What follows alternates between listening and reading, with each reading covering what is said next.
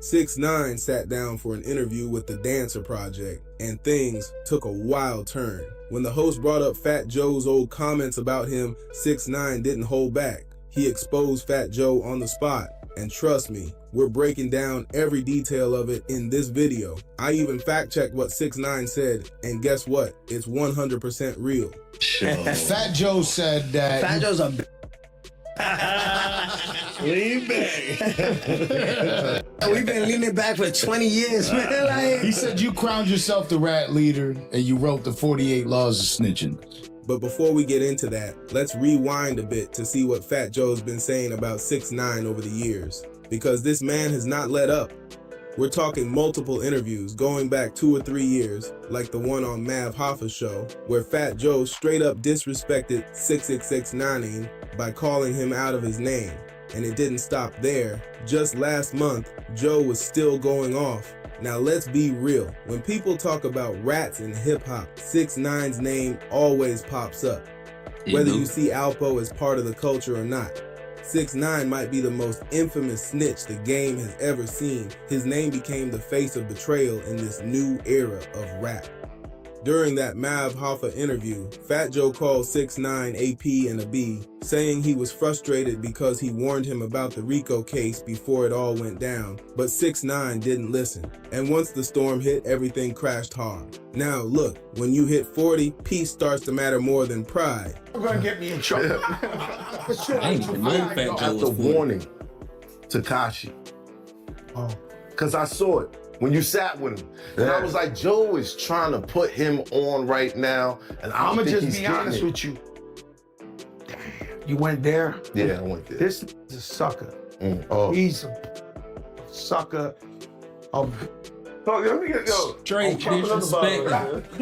I ain't drink. I'm dead sober. Yeah. No, I'm dead sober. This dude here, this type of shit, this doing, I'm convinced he wanna die. I don't wish it on him or nothing like that, but I'm convinced he's miserable in his body. He can't look in the mirror. Nah, I don't know if he got it. He's a lot of snitch. So now the man snitch, right? Cool, do you, whatever. I don't like the taunting. I try to tell him, like, what happens? Like, yo, bro, listen, I didn't know if he really did it. I didn't know what was going on. The crazy shit is when I talked to him in that interview, I talked to him off the air, and he lied to me and told me, yo, this is just an image, I'm fronting this and this and that. He told me that in front of Shotty and them. They were standing right there with him. He said, what? Joe, he told me that he was lying. He said image. Yo, Joe, I'm not really doing this. I'm not a gangster. You know, this is all for like promotion. I got it. At that point, I said, so you're not doing nothing because you're going to go to jail if you're really doing stuff. Right. Nah, Joe, I don't do nothing. I'm good. So I'm like, all right. But even if Fat Joe was asked about it, at some point you gotta chill. Like, bro, stop calling people out their name on interviews. It's unnecessary drama. 6ix9ine made it clear he's not dissing Fat Joe just to start beef. He said straight up, he ain't snitch on me and he ain't snitch on nobody I know. But then he added that Joe was talking about guys he warned ahead of time what would happen, and they still kept 6ix9ine around anyway. Wild, right? But here's where things get interesting. Fat Joe has crowned himself like the prime minister of hip-hop morality. His whole stance now is being anti-rat. That's his brand. That's the hill he's willing to die on. But remember, those comments were made years ago. Since then, 6ix9ine's thrown a few shots back in interviews. But recently, just last month, Fat Joe brought it all up again. He told Jadakiss that he stayed up late one night thinking about who started what he called the snitching epidemic in hip-hop. And who did he blame? You guessed it, 6ix9ine. But hold up, what's that got to do with music? Because let's be real, 6ix9ine hasn't been dropping hits lately. His recent songs, not connecting. Even the snippets aren't doing numbers like before. I ain't gonna cap, man. I think 6ix9ine might as well just give up his rap career. At this point, you know what I mean? You can label yourself for what you want to be known for. I don't know how, you know, I'm not really trying to say, you know, all about the snitching this, snitching that. But if you put yourself in a category and you think it's okay to be in that category, don't try to come back from it. You know what I mean? Like, you wanted to label yourself as a rat, as a snitch. a lot of people don't mess with rats or snitches. People that work with the police, work for the police, and you ain't a police. You know what I mean? So now you done did that, but now you want to try to double back and come put yourself out here as like, you know, you a gangster, you talking smack on the internet, you know what I'm saying? You calling people out their names, you know, all that good stuff, and then you turn back around when he come, you like, oh yeah, I'm a rat. You know what I'm saying? We don't need no more Charleston White out here. We don't need no more Charleston White. I think Charleston White agenda is different, you know, when it comes to what he doing. I feel like that. But y'all jump in the comments and let me know what y'all think.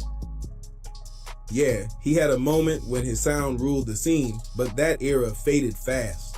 Yo, what's the event in hip hop that broke the camel's back? Pause. To make it to where you could snitch. And if you make good music or something, you could still live out here in hip hop. Like, That's what I'm saying.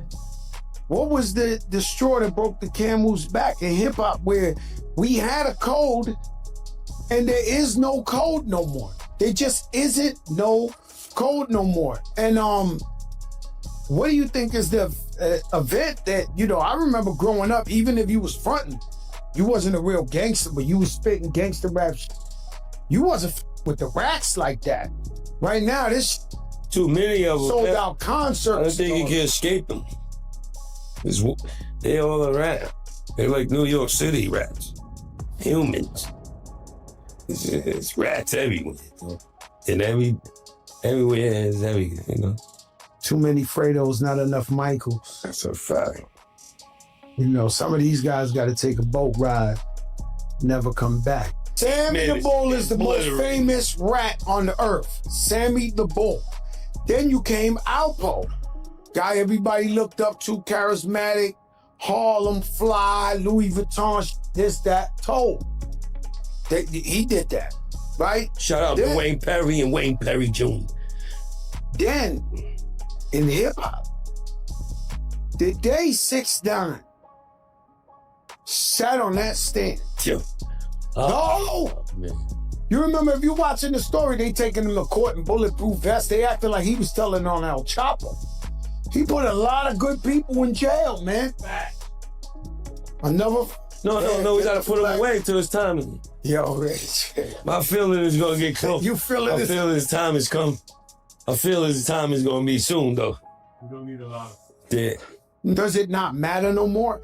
And I believe 6ix9ine, when he gave guys 20 years in jail. All the guys he was like, oh, but he fucked my wife. Oh, but he did. That means nothing.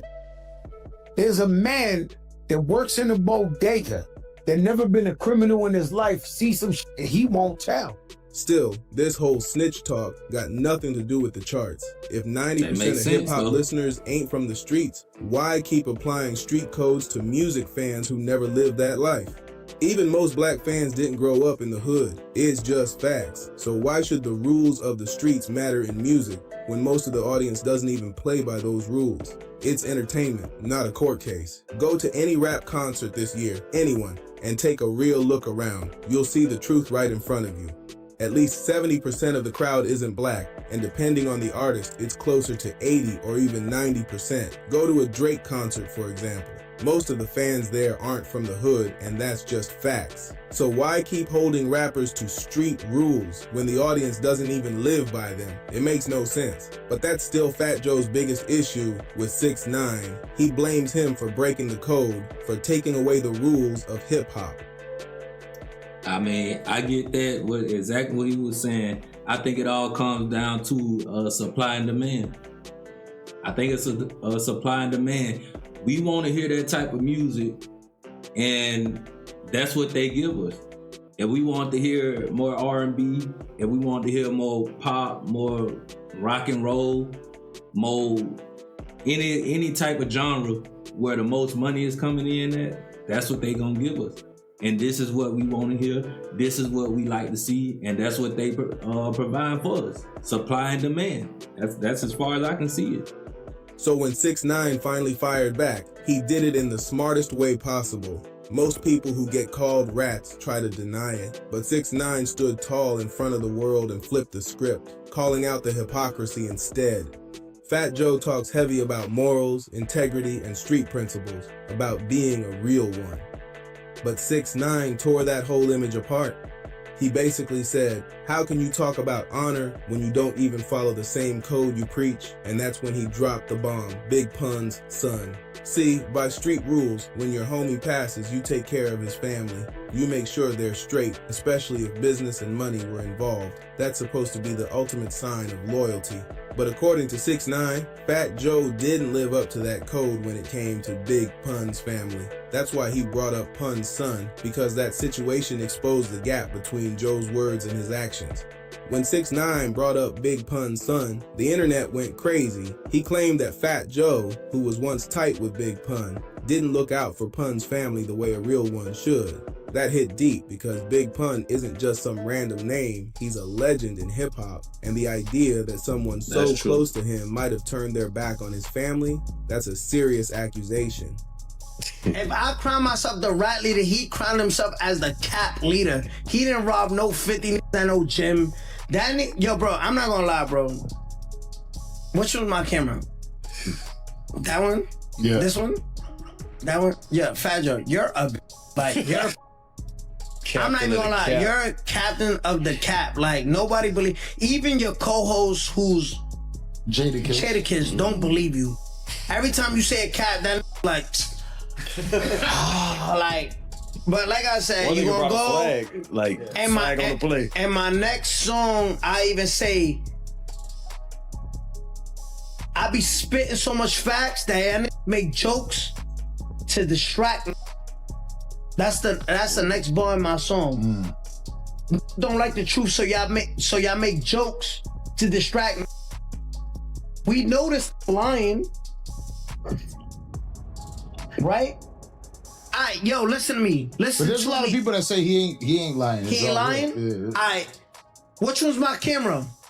If Fat Joe is not lying, the next person on the Dance Project, bring Big Pun's son.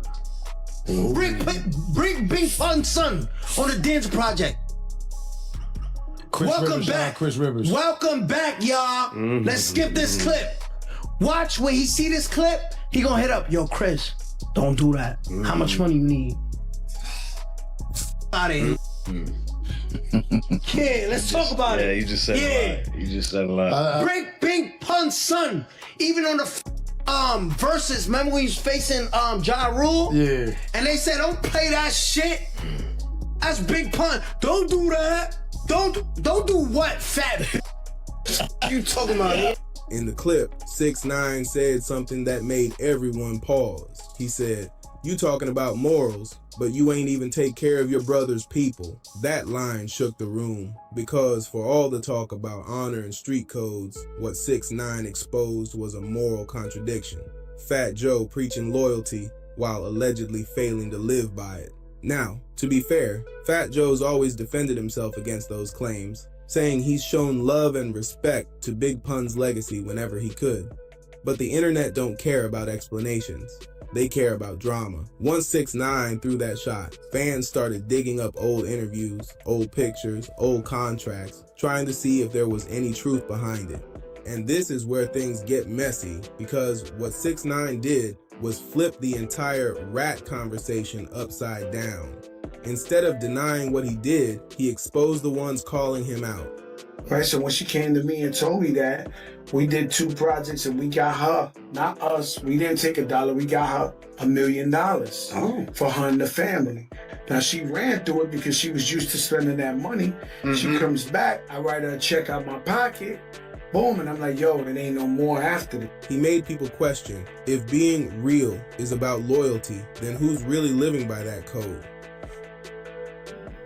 See, that's why I don't understand, like, when it comes to people trying to keep saying, well, I'm loyal, well, he ain't loyal. I mean, at the end of the day, man, Tekashi 6ix9ine, we know you not loyal. We know you ain't loyal. He'd have been on all these podcasts, all these interviews talking about, well, they weren't my homies because they did this. They tried to rob me. They tried to, smash my woman. They did this, they did that. You know what I'm saying? But at the end of the day, you got to remember he was still hanging with them until the RICO came. Once the RICO came and they had him up, then he decided he wanted to go and say, well, these ain't my homies, so I'm gonna go ahead and put them under the jail for decades plus. You know what I mean? And as far as Fat Joe, I mean, 6ix9ine always got something that he can say. He always got something he can come out with, and I don't know where he get his sources from or where he get his research from.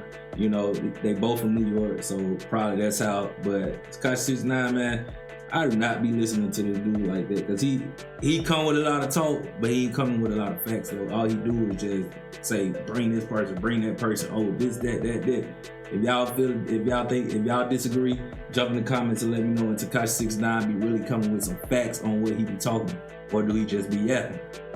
This wasn't just a diss, it was a calculated strike at Fat Joe's credibility. 6ix9ine turned Joe's own message against him, and whether people liked him or not, they couldn't ignore how sharp that comeback was. After that shot about Big Pun's son, the debate exploded online. Fans were split right down the middle. Some said 6ix9ine exposed the truth, while others said he was just trying to drag Fat Joe for clout. But either way, the damage was done. People started questioning Fat Joe's image. And so we find ourselves in situations like Liza Rios has with Joe Cartagena, Fat Joe, where, you know, you got to file a lawsuit to figure out what actually happened and to find out where is the money. So today, although Fat Joe's lawyers originally filed an answer in the case, they subsequently filed a motion to dismiss, as did Jelly's Jams, not claiming that they don't owe any money, but just making technical legal arguments that basically saying that Liza can't sue them for one reason or another. We feel pretty good about the hearing. There was a hearing that took place today, oral arguments for our side and for Jelly's Jams and Fat Joe, to talk about why we believe that they should be kept in this case, and why we believe that they basically had fiduciary duties, meaning a higher standard than a breach of contract standard, to pay Liza monies that were due her husband so that her family can benefit. You asked if it was a rehashing. Well, in some ways it's the same issue. The big question is, where's the money, right? So, and there's some new information has come to light just of late that is setting some light on what happened to the money. And so that's really why this lawsuit is being filed now. You know, over time, you know, you're supposed to get royalties twice a year or whatever, and most of the time the accounts are saying they're unrecouped. So when an artist is getting statements that say they're unrecouped, there's really no reason for them to think that there should be money there. Right. In this particular case, we found a reason to believe that there really should be some more money there. And that is that we found out that in foreign territories overseas, that the writer splits are not properly reflected for the songs the way they should have been, and that's indicating that there was some money that was collected there that shouldn't have been collected. So that's where we're after. We're trying to pursue that.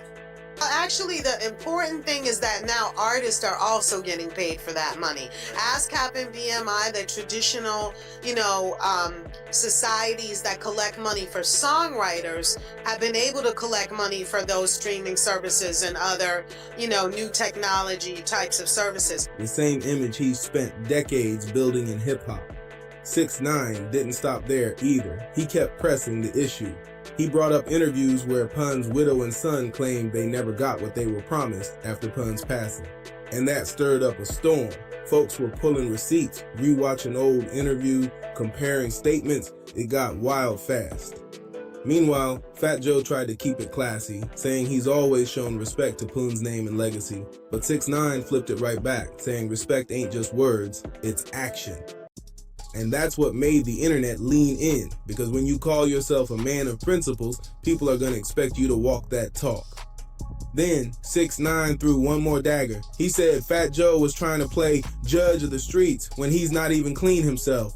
That line hit like a grenade.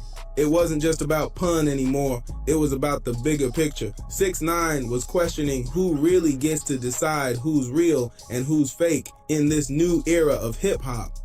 What's crazy is, no matter how you feel about 6ix9ine, his response hit a nerve in the culture, because for the first time, the so-called rap made the real ones look hypocritical, and that's something the streets weren't ready to admit. For years now, people have been accusing Fat Joe of keeping money that was supposed to go to Big Pun's family. The claim is that Pun's wife and kids never saw the royalties they rightfully earned from his legendary catalog. Fat Joe once said he gave them $1 million, but Pun's wife quickly called cap, saying she never saw a dime of that. Things got so tense that she even filed a lawsuit against him. From what's been reported, that case either ended in her favor or is still playing out in court. But the point is, the accusations are serious. According to Pun's family, Big Pun's music kept generating money, yet none of it was making its way to them. Fat Joe allegedly told them, "Ain't no money coming in, man. It's all going to prior obligations." But when the family looked into it, they found something totally different. There was money coming in, and someone was collecting it behind the scenes. That revelation shook fans to the core, because if true, it raises an ugly question. How can someone preach morals, loyalty, and street ethics while allegedly cutting out the family of a fallen friend? That's not just a bad look, it's heartbreaking. And honestly, from a moral standpoint, a move like that, if it really happened, feels worse than anything 6ix9ine ever did. Because telling on criminals is one thing, but allegedly taking from a man's widow and kids, that's a whole different level of betrayal. So what do you think? Did 6ix9ine actually have a point about Fat Joe's integrity being questionable, or is all this just internet noise taken too far?